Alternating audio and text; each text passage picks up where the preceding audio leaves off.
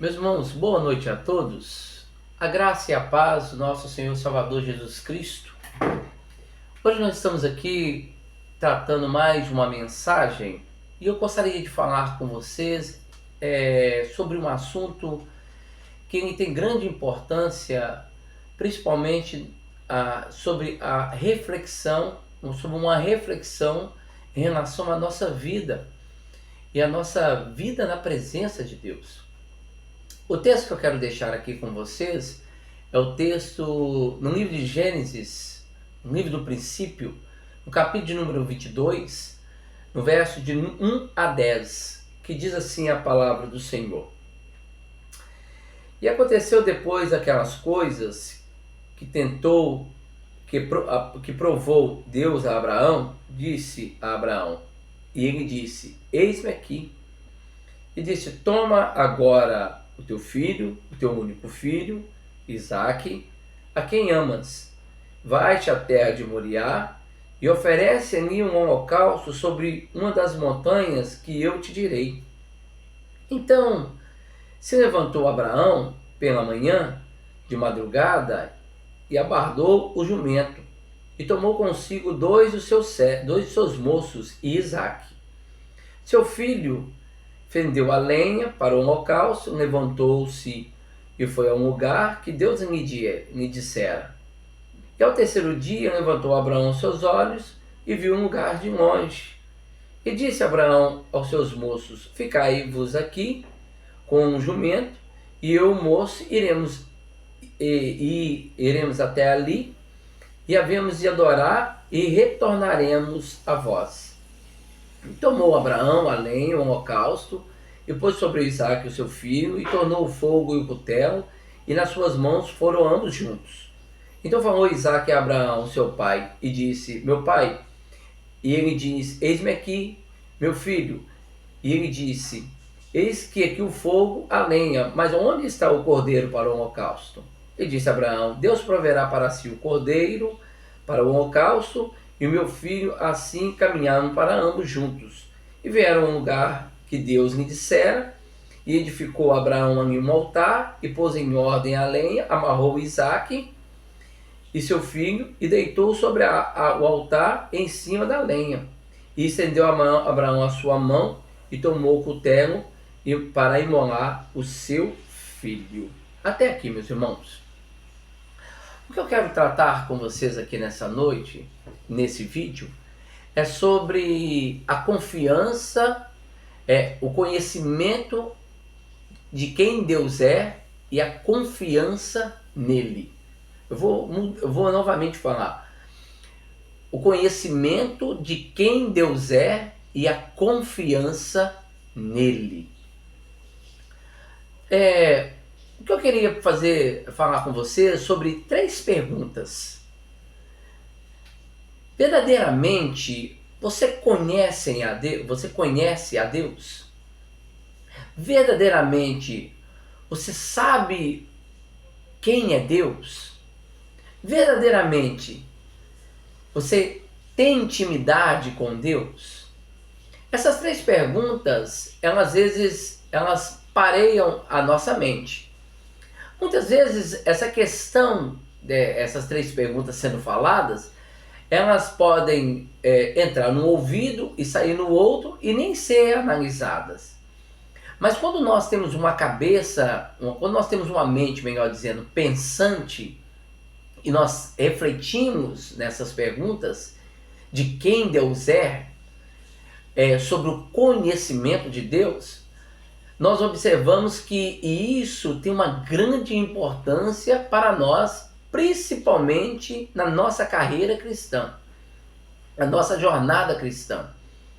Porque muitas vezes você pode estar do lado de uma pessoa anos e anos dentro de uma denominação, e essa pessoa ali professa a Deus, cultua a Deus, ou tem alguma atividade, alguma função dentro da instituição, mas verdadeiramente ele não conhece a Deus.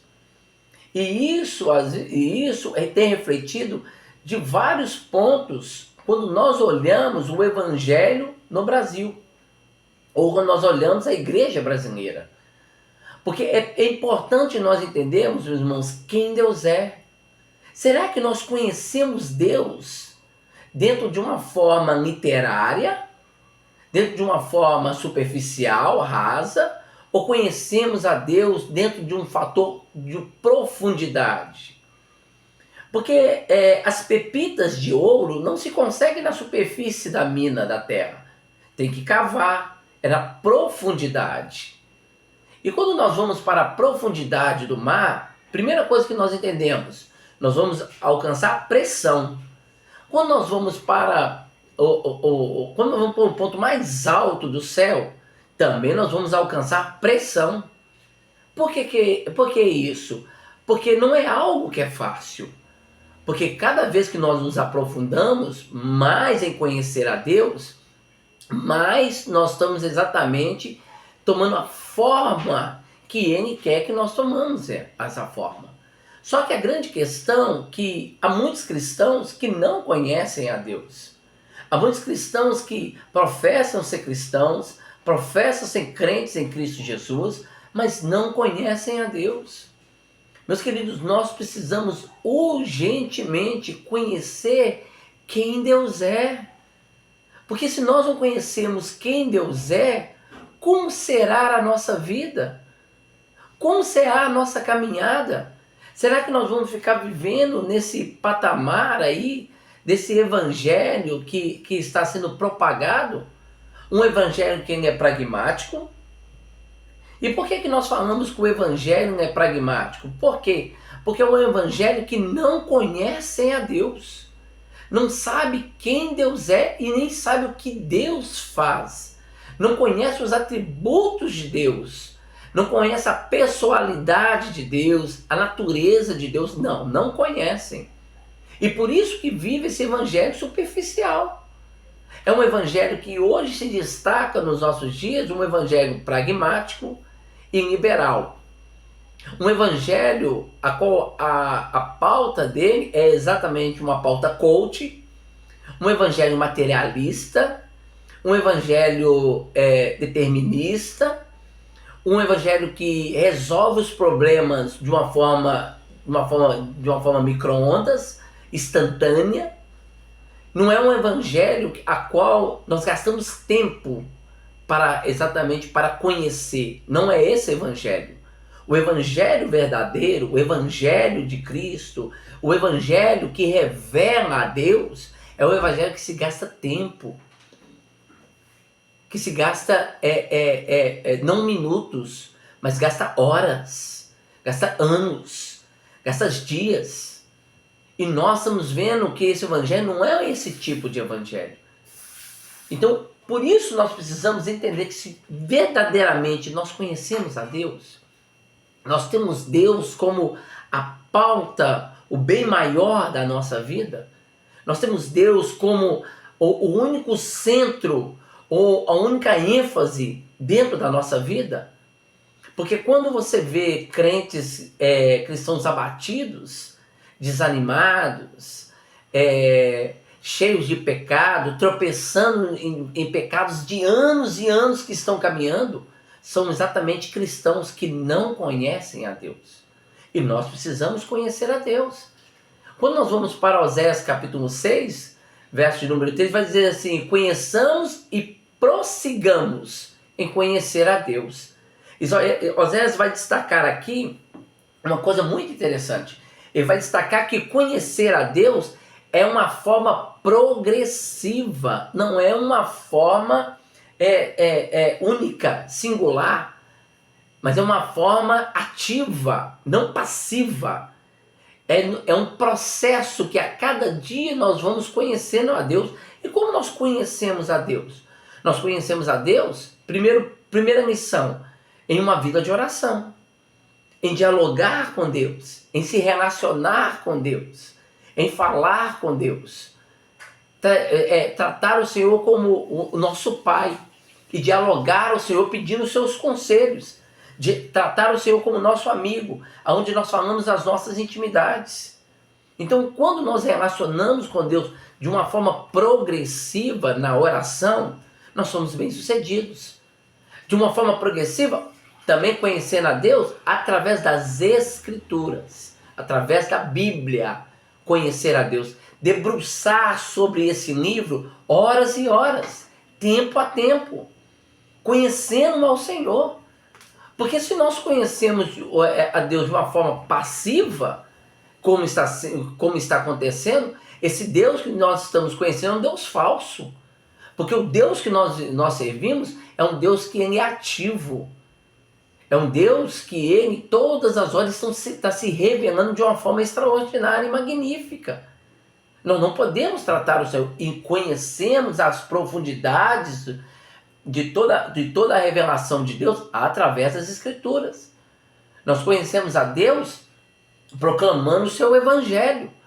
Porque quando nós falamos do Evangelho de Cristo, quando falamos da mensagem do Evangelho de Cristo, e isso vai de encontro aos corações das pessoas, e as pessoas são transformadas por essa mensagem, pela pregação do Evangelho, você vê exatamente a ação de Deus na vida do indivíduo.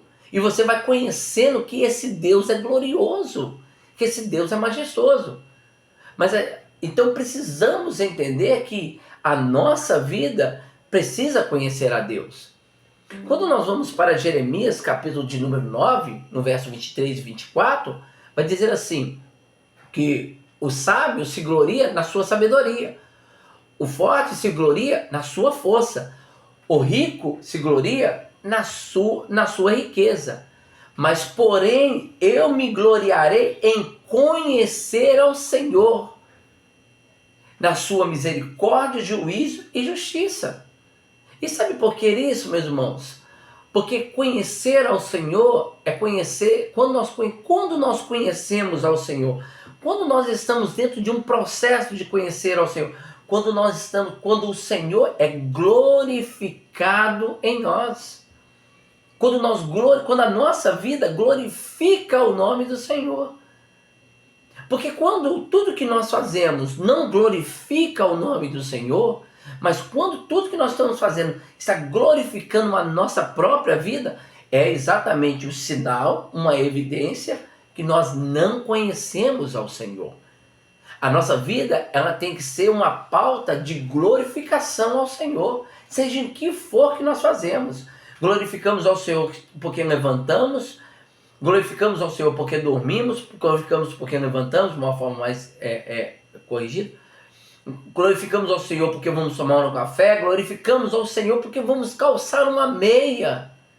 Glorificamos ao Senhor quando vamos para o trabalho, glorificamos ao Senhor quando recebemos o nosso almoço, o nosso café, glorificamos ao Senhor quando recebemos o nosso salário, glorificamos ao Senhor quando chegamos em casa. Não glorificamos ao Senhor em todos os tempos. Em todo o tempo. Nós não só glorificamos ao Senhor, não damos só glória ao Senhor quando alcançamos as coisas magníficas para essa vida. O Senhor não está pautado, meu querido. O Senhor não está colocado exatamente na sua vida só quando um evento acontece sobre vós. Não. A sua vida, ela tem que ser uma pauta de glorificação ao Senhor. Quando você enxerga um cristão desta maneira, você fala, ele verdadeiramente conhece ao Senhor. Porque a sua vida glorifica o nome do Senhor em tudo, no seu falar, no seu comportar, no seu vestir, nas suas expressões, nos papéis que você mexe, no quem você se relaciona. Tudo você glorifica o nome do Senhor. E isso é uma evidência plausível que você conhece ao Senhor. Mas observe uma coisa que é muito interessante, que em João capítulo 17, verso de número 3, vai dizer assim, e a vida eterna é conhecer a Deus como o único Deus, conhecer a ti como o único Deus e o seu Filho, a quem enviastes. Então, aí você pergunta assim, como que eu posso ir para o céu? Como que eu posso herdar a eternidade? Como eu posso chegar na vida vindoura? Como eu posso confirmar ou não é confirmar, mas ter assim, uma convicção que eu sou salvo. É quando eu conheço a Deus. Vou te dar uma ideia. E essa ideia é uma ideia muito falada. Eu também já falei algumas partes aqui. E eu vou repetir ela novamente. Imagine você, quando chega na porta exatamente do presidente do Brasil. Ninguém vai te deixar entrar. Ah, eu conheço fulano de tal, conheço o presidente. Tá bom, você conhece o presidente? Tá bom, você conheceu. Mas e quando o presidente te conhece? Ele te conhece e você agora conhece ele também. Então você tem acesso. O acesso que você vai ter é um acesso ilimitado. Meus queridos, nós temos chamado algo que é o sacerdócio universal do crente. É um acesso ilimitado que nós temos com Deus. Mas só que a grande questão é que a igreja brasileira hoje ela não usa isso. Ela não tem um acesso ilimitado com Deus, um diálogo com Deus. Ela só quer as bênçãos, mas ela não quer o abençoador. Ela só quer a providência, mas ela não quer o provedor. Ela só quer as dádivas, mas ela não quer o doador. Por quê? Porque ela não conhece. Então nós precisamos conhecer a Deus. E isso é pauta da minha introdução. Mas observe uma coisa no texto que nós lemos, porque o texto de Abraão, aqui, a qual Moisés ele relata, ele vai contar, ele vai trazer para nós aqui algumas lições, e essas algumas lições nos mostrando de como conhecer a Deus, de como estar debaixo da providência de Deus, e como está exatamente, como ter confiança nesse Deus vivo e glorioso. Abraão vai nos ensinar algumas lições.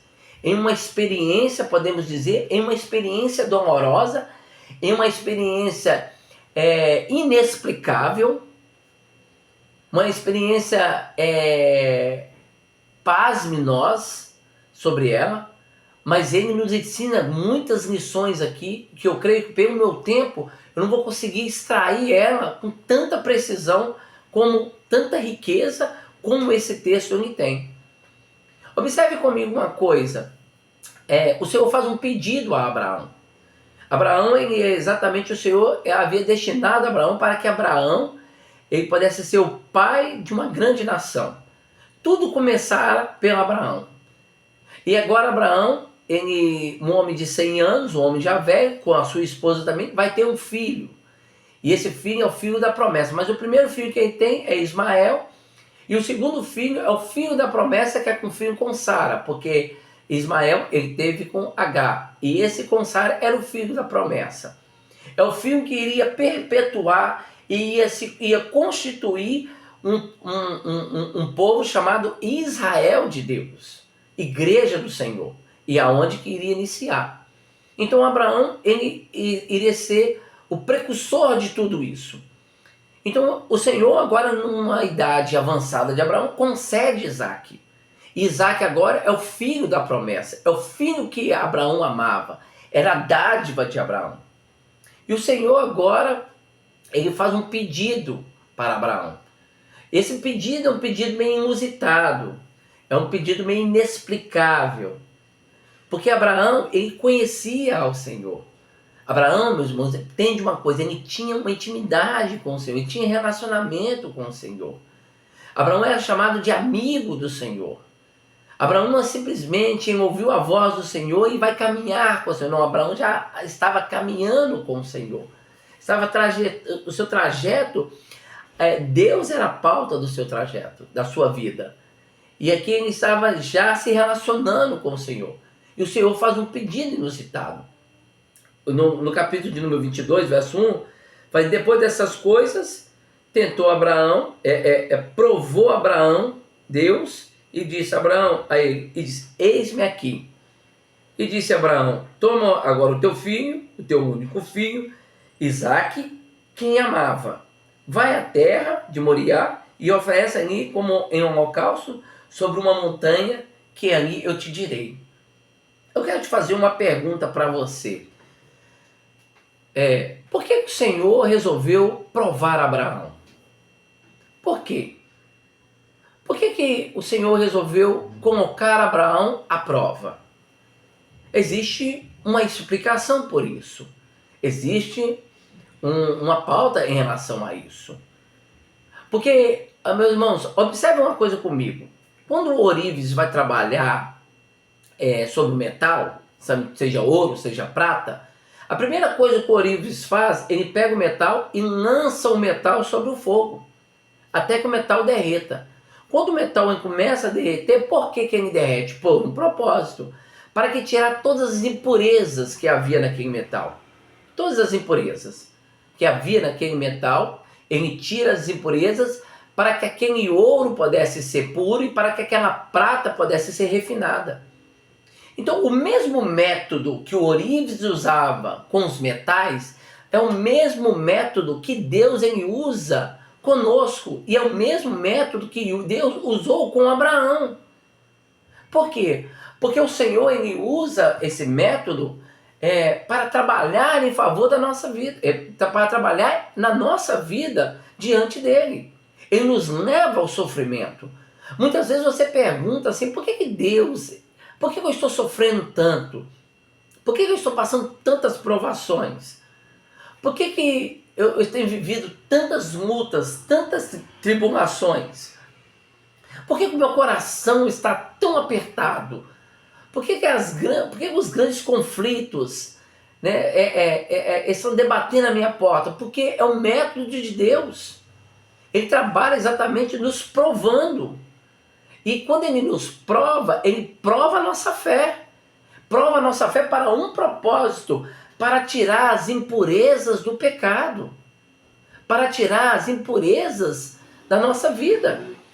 Aquilo que nos traz, às vezes, prejuízo, mágoa, rancor, egoísmo, altivez, egocentrismo, prepotência, são coisas que são oriundas do velho homem e que trazem um prejuízo espiritual para nós. Então o Senhor nos leva à prova, prova a nossa fé, para que isso possa ser tirado e cada dia nós possamos ser refinados como ouro puro, originalizados, como prata fina, originalizados pelo Espírito Santo, pela pessoa de Deus. Por isso que o Senhor tentou Abraão. Mas observe uma coisa comigo, que Abraão está sendo provado aqui agora. Está sendo provado. E aqui eu quero deixar um parênteses aqui. Meu querido, eu sei que muitas vezes você está sofrendo. Eu sei que muitas vezes você está passando pelas lutas mais difíceis que eu não tenho palavras para te dizer. Às vezes você está passando por uma enfermidade. Às vezes você está passando por um luto. Às vezes você está passando por uma luta financeira. Às vezes você está passando uma crise existencial, uma falta de fé, uma frieza na alma. O seu espírito está abatido e você não tem nem forças para clamar a Deus, pedir a Deus misericórdia. Eu sei que muitas vezes você está vivendo isso e você às vezes não consegue nem entender o porquê está vivendo isso, mas esteja atento, tenha discernimento que muitas vezes é Deus que está trabalhando em você para trabalhar através de você. Às vezes você está passando um momento de prova, de lutas, mas é Deus que está exatamente trabalhando na sua vida. E eu quero te dizer uma coisa, meu querido, Ele não vai te abandonar, mas Ele vai te sustentar em todos os momentos para que você entenda, para que você aprenda a cada dia ser moldado à pessoa de Cristo.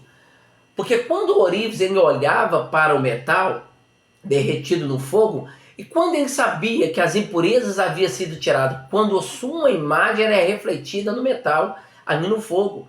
Quando a imagem de Jesus Cristo ela é refletida em nós, quando nós testemunhamos da pessoa de Cristo em nós, é que exatamente as impurezas do pecado, as impurezas das mazelas imorais da vida, ela começa a deixar a nossa vida e nós passamos a ser santificados na presença de Deus.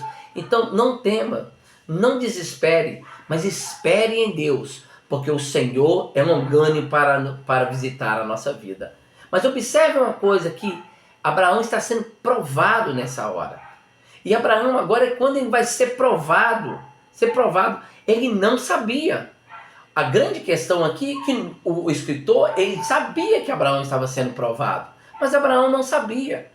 Mas é uma coisa que você precisa entender nesse texto. Quando Abraão, o Senhor chamou Abraão, e a primeira lição que ele nos ensina aqui, quando ele chamou Abraão, Abraão não questionou o chamado de Deus. Ele simplesmente disse assim, e diz, eis-me aqui. Ele se prontificou a responder ao Senhor. Aí você pergunta assim, mas por que Abraão ele respondeu, eis-me aqui? Por que ele se prontificou? Porque Abraão, meu querido, ele conhecia a voz do Senhor. Ele sabia quem estava o chamando. Ele sabia quem estava o convocando. Ele não existia exatamente vozes que confundiam os ouvidos de Abraão, a mente de Abraão, o coração de Abraão. Ele sabia que quem estava chamando ele era o próprio Deus. É aquele que havia se revelado a ele em Gênesis capítulo 12. Sai de tua terra, da tua parentela e da casa do teu pai e vai para uma terra que eu te mostrarei. É o chamado de Abraão. O mesmo que chamou ele no capítulo 12 é o mesmo que está falando aqui com ele. Por quê? Porque Abraão conhecia a voz do Senhor. Ele sabia quem o Senhor era. A mesma voz que Abraão aqui foi a mesma voz que em Isaías capítulo 6, verso 8 vai dizer. Quando o Senhor diz assim, a quem enviarei? A quem há de ir por nós? Isaías sabia que era Deus que estava falando com ele, convocando ele. E ele diz, eis-me aqui, envia-me a mim. É a mesma voz que um dia Samuel, ainda menino, ele levantou à noite e ouviu uma voz e foi até Eli. Eli mandou ele voltar para a cama. Na terceira vez, ele disse para ele, se prontifica a falar, porque é Deus que está te falando com você. Ele entendeu que era a voz do Senhor e ele diz, fala, Senhor, porque o teu servo ouve. Ele diz assim, fala, Senhor, porque eu estou pronto para te ouvir. Aqui é a grande questão, agora o grande ponto está aqui, meus irmãos. Abraão, ele conhecia a voz do Senhor. E a pergunta para você é essa, você conhece a voz do Senhor? Você já ouviu a voz do Senhor falar com você? Ou simplesmente você ouviu uma voz e discerniu que aquilo era a voz do Senhor? Em que sentido? No sentido material ou no sentido espiritual? Deus é espírito, meu irmão. E nós precisamos estar atentos em ouvir a voz do Senhor e estar de prontidão. Quando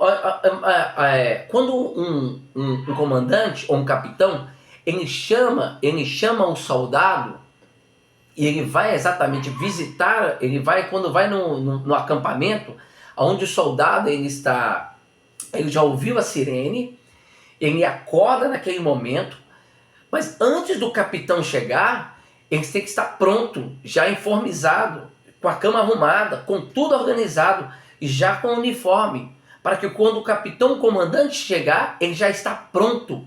Então, quando ele chega e ouve a voz do comandante, ele já está pronto e ali ele bate continência, mostrando para o capitão que ele já está na posição. É exatamente isso. Quando nós ouvimos a voz do Senhor, meus irmãos, nós não ouvimos a voz do mundo. Nós não ouvimos as vozes dos homens. Nós não ouvimos a voz de Satanás. Porque aquele que conhece a Deus e tem a confiança no Senhor, ele sabe exatamente quem Deus é e quem está falando com ele. Se hoje ouvires a minha voz, não endureçais o vosso coração. Assim está escrito em Hebreus. Em Apocalipse capítulo 3, verso 20. Eis que estou à porta e bato. Se ouvires a minha voz, eu entrarei. Se ouvires a minha voz, abrirei a porta, eu entrarei e será comigo. Nós temos que ouvir a voz do Senhor. Se conhecemos verdadeiramente o Senhor, nós ouvimos a voz do Senhor. E nós não somos ludibriados pelas vozes das heresias que estão por aí, pelos falsos profetas, pelas falsas igrejas, pelos falsos apóstolos que estão dizendo aí que estão falando heresias aí, que estão plantando coisas que não são do Evangelho. Meus irmãos, para o inferno com esse negócio de... Para o inferno com esse negócio de uma prática que está usando aí hoje, entendeu? De subir a montanha, de ali falar que tem uma experiência com Deus e continuar vivendo na mesma coisa no mundo. Isso não é evangelho, e isso não está ouvindo a voz de Deus. Porque ouvir a voz do Senhor é totalmente diferente. Nós ouvimos a voz do Senhor pelas Escrituras, tendo uma vida de oração, tendo uma vida santa, separada, distinta deste mundo. Então, nós precisamos aprender uma lição com Abraão. Senhor, eis-me aqui, conhecer a voz do Senhor. Em Gênesis capítulo 50, verso 20, diz assim: vós bem intentaste mal contra mim, porém Deus tornou o bem para fazer como se vê nesse dia, para conservar em vida um povo grande. Sabe por quê, meus irmãos? Porque grande intuito que Satanás tem é de tentar o mal contra nós, de nos confundirmos, porque ele se veste de anjo de luz. Mas Deus, ele se torna tudo isso em bem para nós exatamente conhecermos a Deus de uma forma extraordinária. Observe uma coisa aqui no capítulo 2, que uma segunda lição, que ele vai dizer assim, disse, toma agora o teu filho, o único filho, Isaque, a quem ama, vai à terra de Moriá, oferece-lhe um holocausto e sobre uma das montanhas que eu te direi. A primeira coisa que nós aprendemos aqui, nessa segunda lição, o primeiro ponto, ele era o único filho de Abraão que Abraão amava. Então, observe que Deus, ele vai falar que Abraão, ele tinha um grande amor por Isaque. E era o seu único filho. O único filho da promessa, o único filho com Sara. Era o único filho. O que Deus havia destinado para Abraão. E ele coloca o nome aqui de Isaque. A palavra Isaque significa riso no hebraico. Então, como rir. Então, observe uma coisa no nascimento de Isaque. O nascimento de Isaque foi uma grande alegria para Abraão. Uma grande alegria. Eu não estou aqui para falar exatamente da incredulidade de Sara quando ela riu que ela estaria grávida. Ou da zombação de Ismael exatamente contra Isaque. Eu estou falando aqui da alegria de Abraão. Olha a alegria que Abraão ele teve. Olha a satisfação que Abraão ele teve. O riso aqui fala exatamente de um coração jubiloso, glorioso, um coração farto de alegria, porque agora o filho da promessa, a promessa iria continuar. A promessa iria continuar. Então olha para você a grande importância que Isaque tinha para Abraão, porque ele amava Abraão. Ele amava Isaque. Abraão amava Isaque de todo o coração. E agora, exatamente, o Senhor pede a Abraão para que Abraão isse para o monte de Moriá e sacrificasse o seu filho em holocausto. Você sabe o que era um holocausto? Um holocausto de sacrifício é diferente. O holocausto é quando você leva o animal sobre o altar, sangra o animal ali e depois coloca fogo no animal para que ele venha a ser consumido. Então, olha a extremidade que Deus havia pedido para Abraão. Era uma coisa inexplicável. Porque Deus ele não aceitava sacrifício de humanos. É claro que os caldeus usavam isso, principalmente no deus Moloque. Sacrificava as crianças. E isso era muito comum entre os caldeus.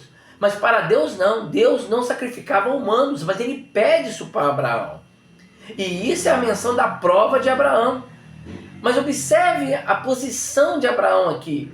Ainda de ele ser o único filho, ainda de Abraão amá-lo, ainda de ser a grande alegria de Abraão, e ainda da forma que Abraão iria sacrificar o seu filho, Abraão ele não questiona Deus. Ele ele recebe a direção de Deus naquela hora.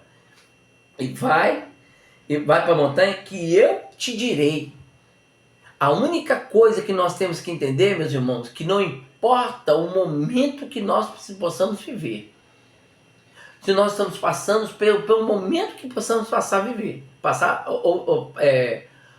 Ou passar. Não importa as dificuldades que surgiram no meio do percurso. Nós temos que confiar em Deus acima de todas as coisas e ter a sua direção. Aquele que conhece a Deus e tem confiança no Senhor, ele vai aonde Deus o mandar. Meus irmãos, muitas vezes, eu estava ouvindo esses dias atrás um testemunho de Paul Walsh, e ele disse que ele ia para algumas partes no Peru fazer uma obra missionária, e ali na obra missionária ele ia em alguns lugares aonde ele levava a sua esposa, que é uma grande dádiva que ele tem. Como a minha esposa, que é uma grande dádiva, e o meu filho. Mas ele levava a sua esposa para alguns lugares. Mas quando ele ia para uns lugares mais de conflitante, que ele tinha que ir, porque existia milícias e algumas coisas assim no Peru, ele não levava a sua esposa. Mas ele ia. Ele não questionava. Ele sabia quem estava enviando ele para essa obra missionária, para esse lugar.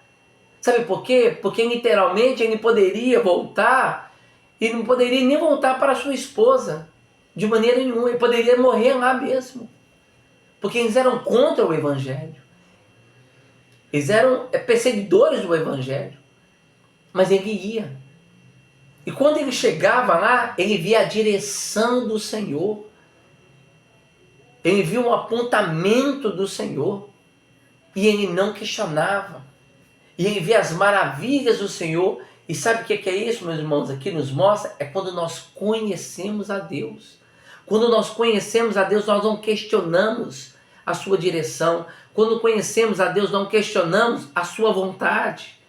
Quando conhecemos a Deus, nós não fazemos a nossa vontade, mas fazemos a vontade do Senhor. Sabe por quê? Porque a providência que o Senhor vai surgir, ela não vem de nós. A providência que o Senhor vai nos dar, ela não vem de homem algum, ela não vem do seu patrão, ela não vem do governo, ela não vem dos recursos dessa terra, ela vem de Deus. Ela vem de Deus. E é isso que muitas vezes nós precisamos entender. Irmã Barbie, que vai dizer assim, que a providência de Deus é o recurso que nós precisamos, é o único recurso que nós precisamos para caminhar em um caminho longo. Sabe por quê, meus irmãos? Porque com a providência de Deus, nós possamos traçar qualquer tipo de caminho. E Abraão não questionou, ele simplesmente ouviu a voz do Senhor e foi na direção que o Senhor havia direcionado a ele. Meus queridos, às vezes você está fazendo a sua vontade. Às vezes você quer somente fazer aquilo que é o seu querer. Às vezes você quer só fazer aquilo que o seu ego está pedindo. E por isso que você tropeça no meio do caminho. É por isso que você sempre sofre os mesmos pecados. Meu querido, faça a vontade de Deus. Ouve a voz do Senhor. Deixe o Senhor dirigir a sua vida. Porque quando o Senhor dirige a nossa vida e faz a vontade dele, nós somos bem-aventurados. Mas quando nós fazemos a nossa vontade, nós quebramos a cara. É por isso que tem muitos cristãos por aí que estão quebrando a cara. Tem muitos cristãos por aí que estão vivendo um sofrimento, que o choro não cessa. Sabe por quê? Porque insiste em fazer a sua vontade. Faça a vontade do Senhor, como Abraão ele fez. Não importa as circunstâncias que você vai viver. Não importa. Não importa o que você está vivendo, faça a vontade do Senhor. Porque é muito fácil querer fazer a vontade do Senhor. Eu faço a vontade do Senhor quando existe carro zero, estou morando numa mansão que eu gosto, tenho a profissão que eu quero, estou com uma vida financeira estável. É muito fácil falar isso. E quando vem a aprovação? Aí Deus me abandonou. Não, meus irmãos, em todos os momentos. Pode ser com muito dinheiro, com pouco dinheiro. Em todos os momentos, pode ser com saúde ou enfermo, faça a vontade do Senhor. Faça a vontade do Senhor. Mas em terceiro lugar aqui, a terceira lição que Abraão nos ensina é essa aqui. Verso 3. Então levantou Abraão pela manhã de madrugada, abardou o seu jumento, tomou consigo 2 dos seus moços, Isaque e seu filho, fendeu a lenha para o holocausto, levantou-se e foi a um lugar que Deus dissera.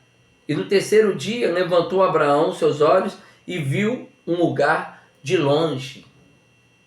A primeira coisa que nós temos que entender aqui, Abraão, ele ia fazer uma coisa inexplicável. Inexplicável. Eu sei que a cabeça de Abraão aqui era 3 dias até o Monte Moriá, mas eu sei que a cabeça de Abraão, ela tinha muitos questionamentos, a qual eu não vou entrar porque a Bíblia não trata isso. Mas existiam muitos questionamentos. Mas ele importava em fazer a vontade do Senhor. Mas observe uma coisa, Abraão ele vai fazer o holocausto. Quando ele vai para o holocausto, Abraão ele poderia muito bem pegar a lenha lá. Mas não. Abraão ele vai preparado com tudo. Preparado com tudo. Abraão ele pega a lenha. Aqui não fala das cordas, mas fala que logo lá ele amarra no verso de número 9, vai falar que ele amarra Isaque. Então ele pegou as cordas, ele pegou a lenha, ele pegou o cutelo e foi preparado para sacrificar e fazer o sacrifício de holocausto ao Senhor. Primeira coisa que Abraão nos ensina aqui é estar preparado para fazer a vontade de Deus. Porque aquele que conhece ao Senhor, ele sempre está preparado. Ele sempre está pronto. Porque ele sabe para onde ele está indo. Ele sabe. E ele sempre está pronto. E o que é estar pronto aqui, meus irmãos? É ter uma vida pautada segundo as ordenanças de Deus. Ter uma vida preparada é estar exatamente dentro do centro da vontade que Deus ele realizou sobre você. O que nós observamos hoje é muitos cristãos despreparados, totalmente. E é por isso que tropeçam e são abatidos pelo pecado, pelas mazelas, porque estão despreparados.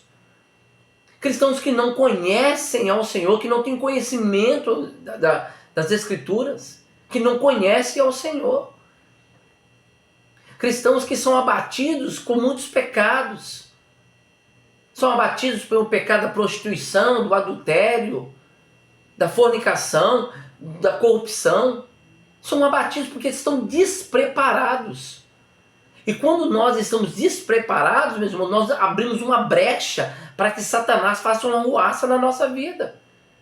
Nós precisamos nos estar preparados para aquilo que o Senhor nos ordenou para a obra. Para aquilo que o Senhor nos ordenou a fazer. E se nós estivermos despreparados, não tem como. É aquilo que Moisés vai dizer exatamente para Deus. Se o Senhor não for conosco, Senhor, não nos faça sair daqui. Todas as vezes que Davi ele ia para a guerra preparado, porque ele perguntava ao Senhor. É por isso que Davi nunca perdeu uma guerra. Ele nunca perdeu uma guerra. Porque Davi ele tinha direção do Senhor, porque ele estava preparado. Quando ele não foi na guerra, aí ele pecou contra o Senhor. Porque ele estava ocupado com outras coisas, às vezes está ocupado com as guerras do Senhor. Nós precisamos estar preparados. É quando, mas mesmo assim, uma coisa muito interessante, quando Samuel foi consagrar Davi em 1 Samuel capítulo 16, todos os filhos de Jessé estavam em casa, mas Davi estava no campo, cuidando das ovelhas do seu pai, preparado para receber a unção, para ser consagrado. Nós precisamos estar preparados, irmãos.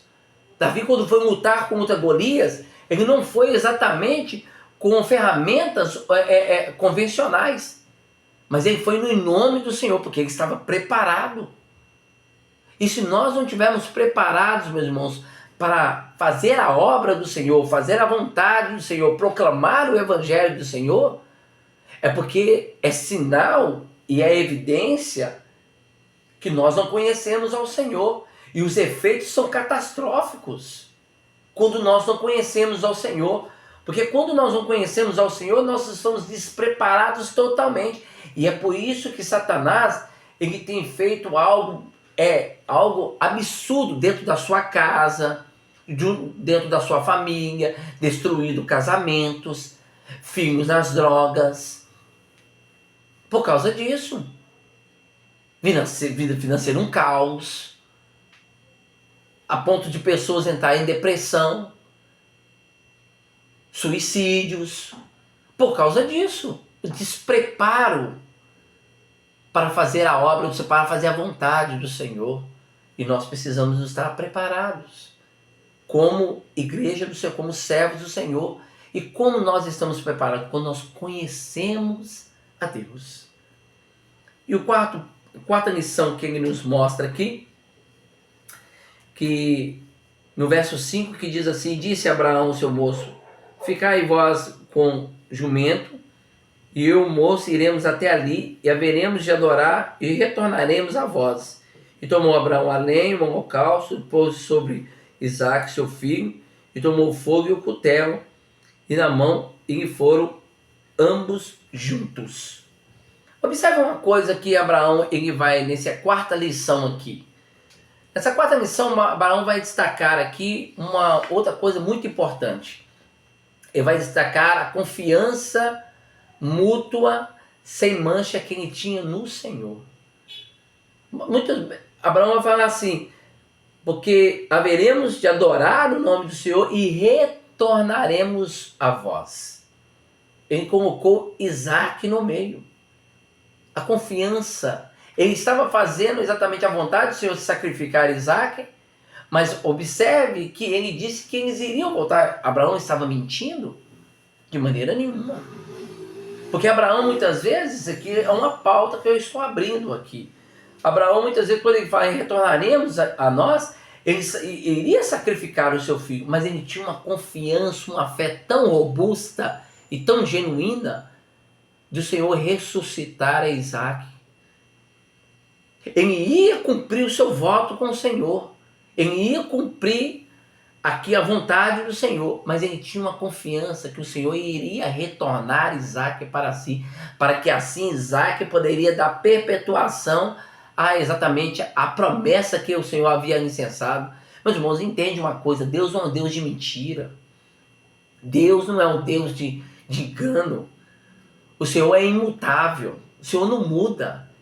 O Senhor é infalível. A infalibilidade de Deus são atributos.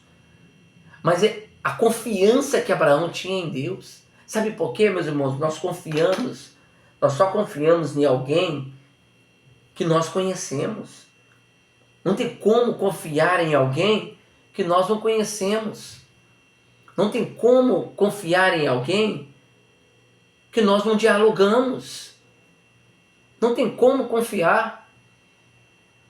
Você só confia em alguém porque você tem relacionamento com ele. Sabe quem ele é. Chama ele pelo nome. Conhece os intestinos da sua vida. As intimidades da sua vida. Só quem é esse que você confia. E Deus, ele está exatamente pautado nisso. A confiança que Abraão ele tinha. E ele só confia no Senhor. Por isso que nós retornaremos essa confiança tão grande que ele tinha. Aquilo que Paulo vai dizer: Paulo, se você for para Jerusalém, você vai morrer lá. Não pouco me importa se morrer pelo Evangelho de Cristo. Porque eu fui chamado para isso. É a confiança que Paulo tinha. É a confiança que a igreja primitiva ela tinha. É a confiança que os apóstolos eles tinham. Eles poderiam negar ao Senhor. Eles poderiam retroceder, às vezes, nas suas atitudes. Mas eles não se importaram em ser martirizados, em ser crucificados de cabeça para baixo, em ser degolados. Eles não entraram em questionamento disso. Por quê? Porque eles tinham confiança no Deus que eles serviam. Não importava para eles. O que importava era encontrar com o Senhor. É a confiança de Abraão. E nessa confiança é o que nós temos que ter. O que tem de cristãos que não confiam no Senhor e confiam muitas vezes nas suas habilidades, confiam muitas vezes na sua performance, na sua inteligência, na sua vida social, no seu conhecimento de pessoas importantes aqui nessa terra, confia na sua própria força. E é quem que confia na sua própria força, na sua própria riqueza, na sua própria sabedoria, ele é o homem mais miserável entre os homens. Ele é um pobre, coitado, cego e nu. É um homem desgraçado, sem a graça de Deus. Mas aquele que confia no Senhor, ele vai até o fim. Seja fiel até a morte e dar-te-ei a coroa da vida. É isso que o Senhor quer dizer. Que nós possamos ter uma confiança como Abraão tinha no Senhor. Ele tinha uma confiança tremenda. Sabe, a palavra do Senhor diz assim em Isaías capítulo 54, verso 17: toda ferramenta preparada para ti não prosperará, e toda língua que se levantar contra ti em juízo, e tu condenarás. E esta é a herança dos servos do Senhor, e a justiça em que vem de mim, diz o Senhor. Aquele que tem confiança no Senhor, toda ferramenta preparada para ele não prosperará, porque tem uma confiança mútua, única. E ele sabe que tudo aquilo que vem contra ele, pode até vir, mas ele sabe que o Senhor está na frente de todas as coisas. Nós precisamos entender isso, esse propósito de Deus. E Abraão entendeu isso. Mas minha última lição aqui, na quinta lição, e a última lição que eu quero tratar com vocês, está exatamente no verso de número 7, que diz assim, então falou Isaque a Abraão, seu pai, e disse, meu pai, e disse, eis-me aqui, meu filho, e disse, eis aqui o fogo e a lenha, onde está o cordeiro para o holocausto? E disse Abraão, Deus proverá para si o cordeiro do holocausto, meu filho. E assim caminharam ambos juntos, e vieram a um lugar que Deus lhe dissera. Edificou Abraão um altar, pôs em ordem a lenha, amarrou Isaque, seu filho, deitou sobre o altar em cima da lenha, e estendeu Abraão a sua mão e tomou o cutelo para imolar o seu filho. A última lição que Abraão ele nos ensina aqui é que a provisão não vem de ninguém, a provisão ela vem de Deus. Nós podemos às vezes, meus irmãos, fazer a vontade do Senhor, mas sabendo que tudo na nossa vida vem de Deus. Vem de Deus. E eu quero dizer nessa última lição aqui, que Isaque não foi sacrificado. Mas ali, depois bradou o anjo e houve ali exatamente um cordeiro que foi sacrificado no lugar de Isaque. João Batista, o profeta, vai dizer assim, eis o Cordeiro de Deus, que tira o pecado do mundo.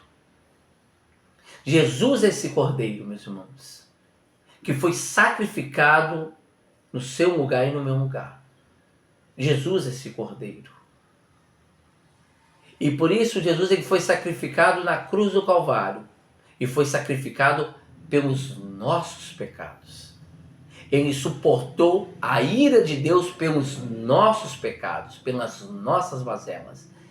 Ele substituiu a nossa vida, como substituiu o cordeiro ali sobre a vida de Isaque, ele substituiu a nossa vida ali. Porque, meus irmãos, nós éramos réus de morte. Era para sermos condenados. Era para nós sermos crucificados, sacrificados, lançados para o inferno. Mas o Senhor, aprove ao Senhor dar a nós a providência. E a providência foi o seu único filho, o filho primogênito, o unigênito, Jesus Cristo. Essa é a quinta lição, meus irmãos. Deus, ele provê todas as coisas para nós. E todas as coisas que Deus provê, A provisão de Deus é Jesus Cristo, nosso Senhor.